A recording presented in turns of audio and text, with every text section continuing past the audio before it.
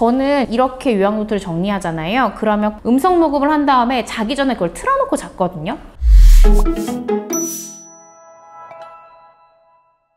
안녕하세요. 여러분의 인생을 지켜드리는 인생변호사, 검사 출신 이고은 변호사입니다. 오늘은 이렇게 법률적인 딱딱한 내용이 아니라요.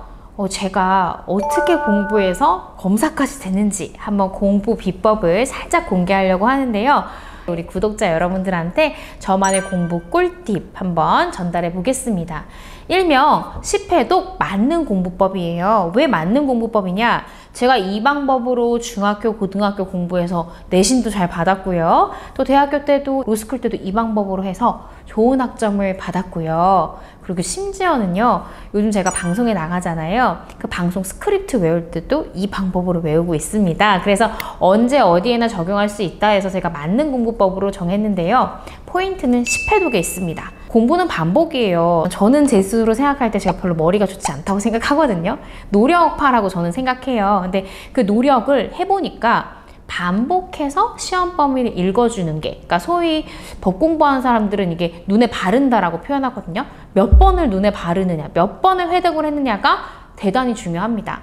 전 항상 10번을 기준으로 하는데요. 그 10회독에도 방법이 있습니다. 무턱대고 10번 읽는다고 시험 잘 보느냐? 그거 아니거든요. 한번 회독수별로 어떻게 해야 되는지 제가 설명해 드리겠습니다. 먼저 1, 2회독 하실 때는요. 통독이라고 하죠. 그러니까 전반적으로 우리가 나무가 있으면은 뭐 기둥과 가지를 세운다고 보는 거예요. 그래서 이 책이 이렇게 구성되어 있구나, 마치 예습을 하듯이 이해가 안 되는 소제목 부분은 넘기셔도 돼요. 그냥 전반적으로 처음부터 시험 범위 끝까지 쭉 읽는다고 생각하고 부담을 갖지 말고 한두 번 읽으세요. 그래서 시험 범위 대략 뭐 이건 의의, 기능, 역할, 장단점 이런 식으로 이루어져 있구나, 이렇게 이해를 하시는 거예요. 3, 4회독부터는 정독을 하시는 거예요. 단권화 시키는 게 중요하잖아요. 그래서 그 책을 읽을 거니까. 그래서 모르는 단어의 뜻이나 혹은 모르는 부분에 대해서 이렇게 필기를 해 놓으시는 부분들이 중요하고요. 그래야 계속해서 반복적으로 그 부분을 읽으면서 모르는 단어 뜻까지도 알 수 있으니까, 또 이때는 시간이 조금 오래 걸리더라도 정성을 들여서 정독을 한다라는 부분이 중요합니다. 자, 이제 5회독부터는요. 목차를 정리해 가면서 하시는 거예요. 제가 좀 준비를 해봤는데요. 예를 들어서 이게 제가 법 공부할 때 봤던 책이고 지금 실무하면서도 지금 하는 책이에요. 형법요론이라는 책인데 얼마나 오래됐는지 여러분 덜렁덜렁거려요. 근데 이제 이 책을 볼 때도 모든 책에는 목차가 있잖아요, 여러분. 그래서 예를 들어서 뭐 형법이다 그러면은 형법의 첫 장을 읽으면서 큰 흐름의 목차를 적는 거예요.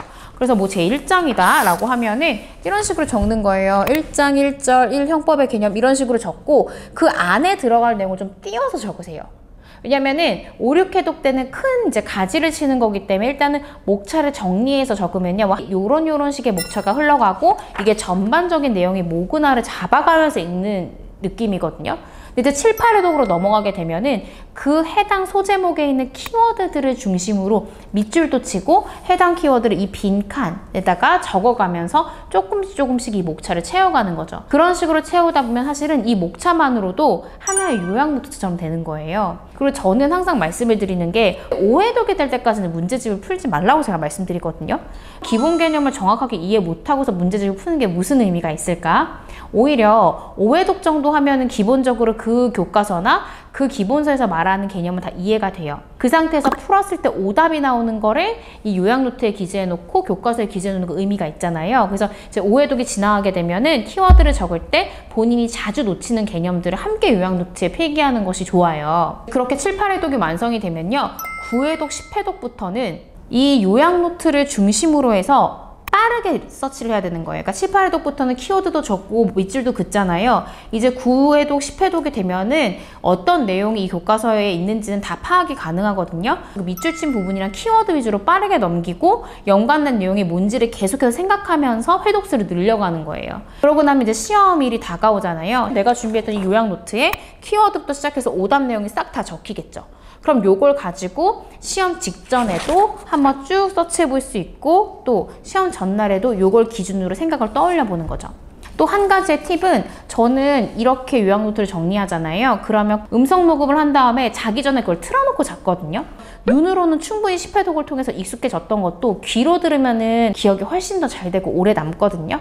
그래서 자기 전에 요약 노트 했던 내용을 틀어놓고 자면은 자연스럽게 암기가 되죠. 전 지금도 대본 암기할 때요. 또 생방송이고 스크립트도 없거든요. 다 외우는 거거든요. 항상 5회독을 해놓고요. 그 다음에는 음성으로 녹음해놔요. 그리고 운전하면서 계속 그걸 틀어놔요. 그럼 계속 귀로 들으니까 자연스럽게 내가 다른 일을 할 때도 그거를 들으면서 내용을 떠올릴 수 있죠. 근데 이제 수험생 같은 경우에는 디테일하게 외워야 되잖아요.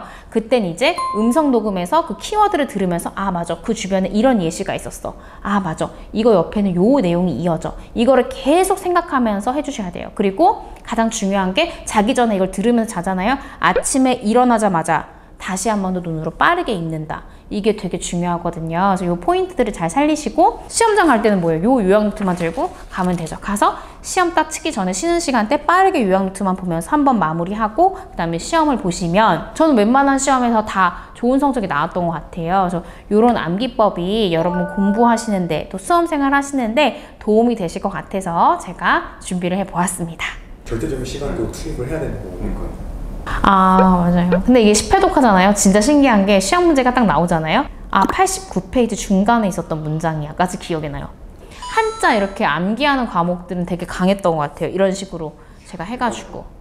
네, 여러분 제가 뭐 특별한 방법은 아니고요. 저만의 공부법, 그리고 지금 제가 성인이 돼서 정말 방송 활동을 할 때도 제가 잘 사용하는 방법이니까요. 공무원 시험이나 큰 시험 준비하시는 분들 제가 제시하는 방법으로 한번 공부해 보시고요. 해보시다가 모르는 게 있거나 궁금한 게 있으시면 댓글로 남겨주시면 제가 친절하게 답변 드리겠습니다. 네, 오늘 컨텐츠 유용하셨다면 좋아요와 구독 부탁드립니다. 감사합니다. 안녕.